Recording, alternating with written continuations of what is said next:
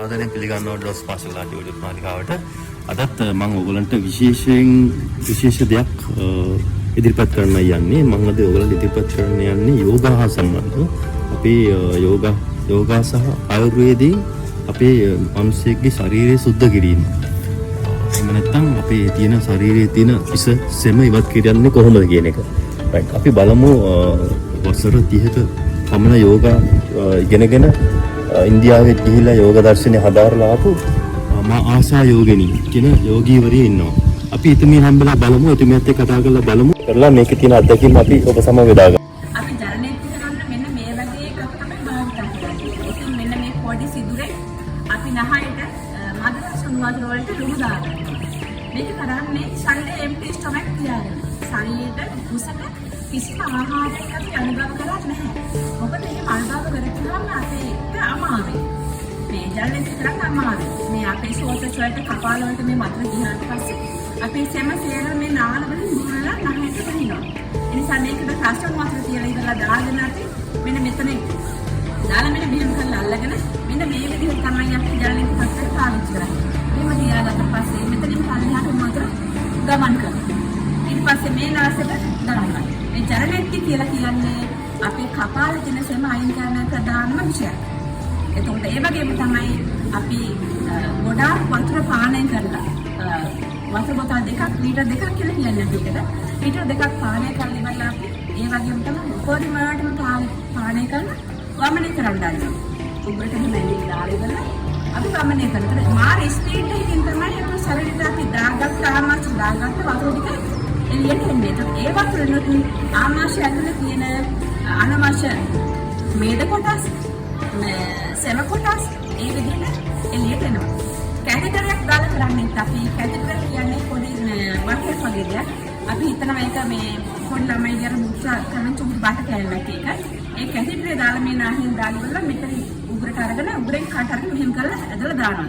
ඉතින් කැටටරයක් භාවිතයෙන් කරන්නේ අපි මේ සෙම වර්ගයෙන් කරන එක.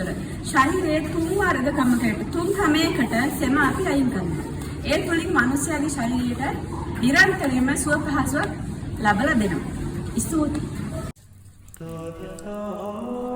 ඒ වගේම මේ ලාය විශේෂයෙන් මතක් කරන්න ඕනේ මේ කටයුත්ත සාර්ථක කර ගැනීමට අපේ යෝග ගුරු පිරිට නිරන්තරයෙන් ගුරුහරුකම් ලබා දෙමින් උපදෙස් ලබා දෙමින් විශේෂ මෙහෙවරක් කරන වෛද්‍ය එන් කරුණාරත්න මැතිතුමාට එතුමා ගැන කෙටි හැඳින්වීමක් කළොත් එතුමා රාජගිරි ආයුර්වේද රෝහලේ ජ්‍යෙෂ්ඨ කතිකාචාර්යවරයෙක් වශයෙන් වැඩ කරනවා. ඒ වගේම යෝග දර්ශනය පිළිබඳ අති විශාල දැනුමක් තියෙන වෛද්‍යවරයෙක්. අපි එතුමාට බෙහෙවින් ස්තුතිවන්ත වෙනවා අපේ මේ කටයුත්ත සාර්ථක කර ගැනීමට එතුමාගේ කාලය දැනුම උපරිමයෙන් ලබා ගැනීම සම්බන්ධයෙන්.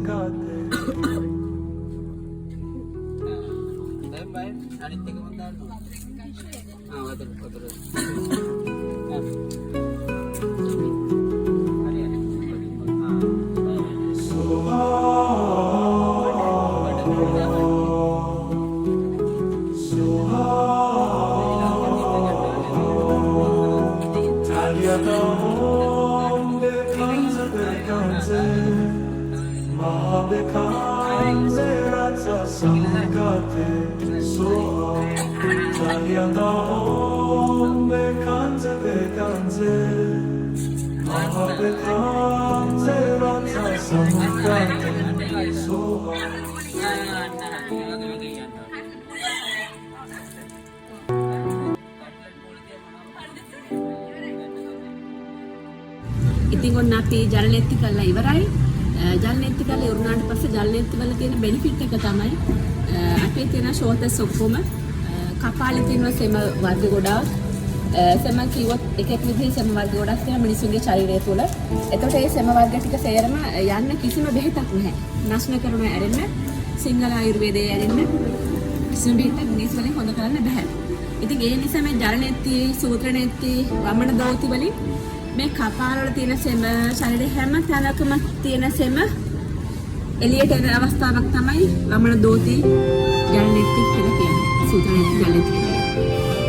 ඒ වගේම තවත් විශේෂ ස්තුතියක් කරන්න තියෙනවා.